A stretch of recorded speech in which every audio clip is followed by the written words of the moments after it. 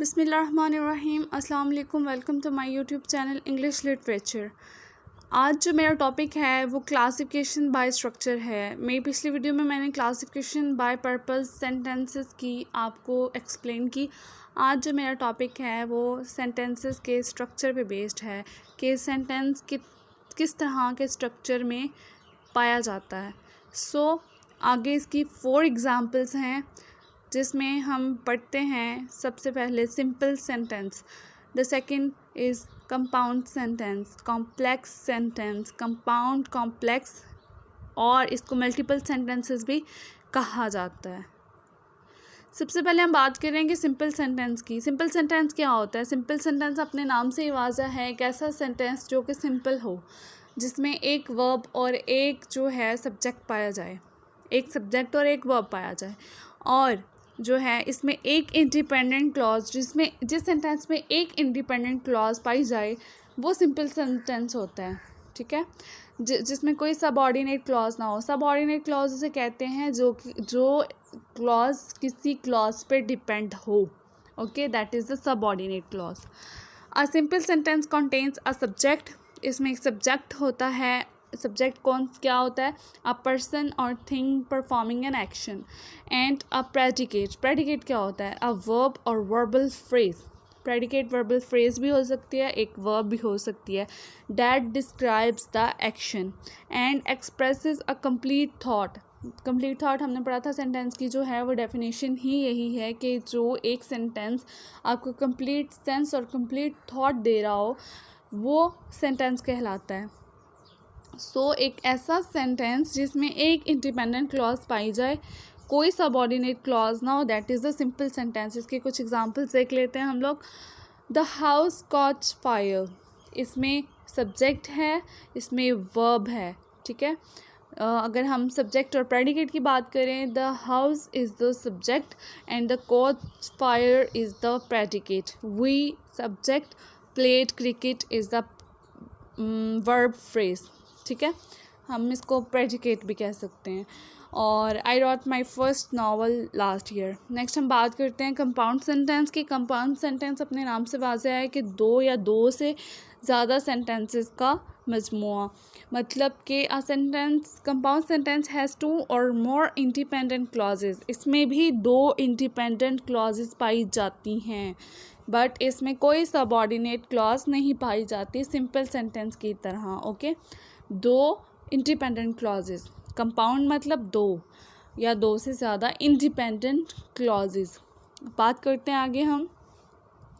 A compound sentence is a sentence that uses comma, semicolon or conjunctions to combine and at least 2 independent clauses.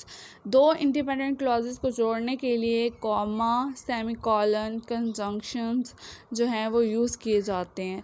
An independent clause is a phrase that can express a complete thought on its own. The clause is a compound sentence are independent, meaning they are complete sentences on their own, but they have ideas that are closely related. उनका जो idea होता है वो closely related होता है और वो independent होते हैं दोनों ही। ठीक है, दोनों क्लॉजेज इंडिपेंडेंट होती हैं, बट दोनों क्लॉजेज, अब यहाँ पे आपको सेंटेंस और क्लॉजेज का भी डिफरेंट पता चल रहा होगा कि एक सेंटेंस में 2 क्लॉजेज पाई जा रही हैं इंडिपेंडेंट, बट वो एक ही सेंटेंस है। ठीक है, अब फर्दर आगे बढ़ते हैं। और सबसे मेन चीज़ ये जो है कोऑर्डिनेटर्स यूज़ होते हैं। 2 इंडिपेंडेंट क्लॉजेस को यूज़ करने के लिए ना कोऑर्डिनेटर्स यूज़ होते हैं। मैं आपको बताती चलूँ, जैसे for, so, yet, but, and, और, एंड, नोर। ठीक है, हम इसको जो है वो बहुत ही सिंपल वे है याद करने का। वॉइस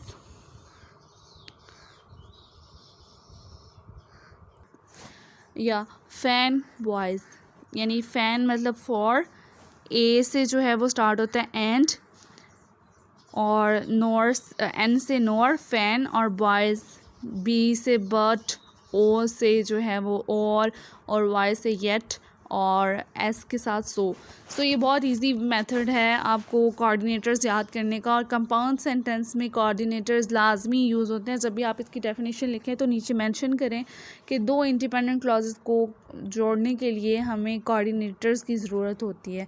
लेट्स सी इसकी एग्जांपल्स देखते हैं further. The house caught fire but the fire brigade extinguished the fire. ठीक है, यहाँ पे द हाउस कॉट्स फायर एक सेंटेंस है, बट जो है वो कोऑर्डिनेटर है। The fire brigade extinguished the fire. So यहाँ पे देख सकते हैं हम दो इंडिपेंडेंट क्लॉजेज हैं, दोनों के अलग अलग जो हैं वो वर्ब सब्जेक्ट हैं और सब्जेक्ट और प्रेडिकेट्स हैं। ठीक है, लेकिन दोनों जो हैं वो इंडिपेंडेंट हैं, बट ये कोऑर्डिनेटर की वजह से जुड़ी हुई हैं। That is the compound sentence. Further देखते हैं, we played hockey and they played cricket. दो डिफरेंट सेंटेंसेस हैं लेकिन रिलेटेड तो हैं, बट एंड की वजह से, कोऑर्डिनेटर की वजह से ये दोनों जुड़े हुए हैं और ये दोनों सेंस बना रहे हैं। So that is the sentence, compound sentence. ऐसे ही Ali waited for the train but the train was late. Okay, next हम बात करते हैं कॉम्प्लेक्स सेंटेंस की। कॉम्प्लेक्स सेंटेंस अपने नाम से ही बहुत वाजिया है कि कॉम्प्लेक्स है। फॉर एग्ज़ाम्पल, इसमें एक इंडिपेंडेंट क्लॉज पाई जाती है और एटलीस्ट वन सबऑर्डिनेट क्लॉज।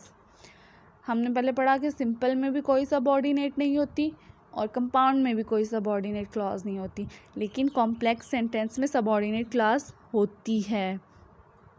हम बात करते हैं जब हम कॉम्प्लेक्स सेंटेंस लिखते हैं तो इनमें सबऑर्डिनेटर्स यूज़ होते हैं। ठीक है, subordinators means because, since, after, although और व्हेन और अ रिलेटिव प्रोनाउन भी यूज़ हो सकते हैं, सच दैट, हु और विच। इसमें सबऑर्डिनेट क्लॉज यूज़ की जाती है। और for example, when we return from the college the house caught fire. He is the man who stole my pen. मतलब जब हम सेकेंड एग्जाम्पल देखते हैं कि ही इज़ द मैन, ये तो एक सेंटेंस है, but who stole my pen, ये जो है डिपेंड करती है उस आदमी पे, उस सेंटेंस पे डिपेंड हो रही है। So that is the subordinate clause. There are dreams, ये एक कंप्लीट है, मतलब इंडिपेंडेंट क्लॉज है। दैट कैन नॉट डाई, ये सबऑर्डिनेट क्लॉज है। ठीक है, कैन नॉट डाई तो कोई सेंस नहीं ना बनाती सिंपल में, तो वो जो है वो उसके साथ जो है वो उस पर डिपेंड करती है, डिपेंडेंट क्लॉज पे। नेक्स्ट हम बात करते हैं the fourth and the last one is the compound complex or multiple sentence. A compound complex sentence has at least two independent clauses and one or more subordinate clauses. लो जी, उसमें जो था हमने पीछे पढ़ा, कॉम्प्लेक्स सेंटेंस में एक depend और एक इंडिपेंडेंट क्लॉज पाई जाती है। ठीक है, एक जो है वो इंडिपेंडेंट और एक सबऑर्डिनेट क्लॉज पाई जाती है, लेकिन यहाँ हमारे पास एटलीस्ट टू इंडिपेंडेंट क्लॉजेज होती हैं और वन और मोर सबऑर्डिनेट क्लॉजेज जब हों, कंपाउंड, कॉम्प्लेक्स और मल्टीपल सेंटेंस बनाती हैं। हम इसको एग्जांपल से और अच्छे से समझते हैं। The house caught fire and the fire brigade extinguished the fire.